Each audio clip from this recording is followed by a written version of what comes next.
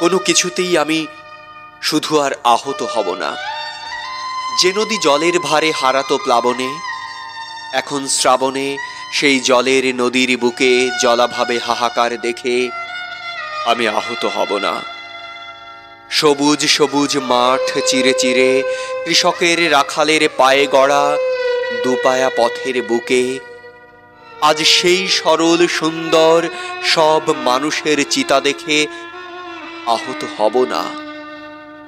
আর শুধু আহত হব না, বৃক্ষ হারালে তার সবুজ পিরান, মৃত্তিকার ফুরালে সুঘ্রাণ, কষ্টের স্কুলে হলে পুষ্পিত বাগান, আমি আহত হব না।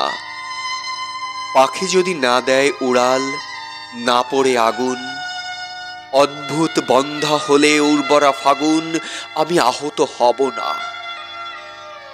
মানুষ না বোঝে যদি আরেক মানুষ, আমি আহত হব না, আহত হব না।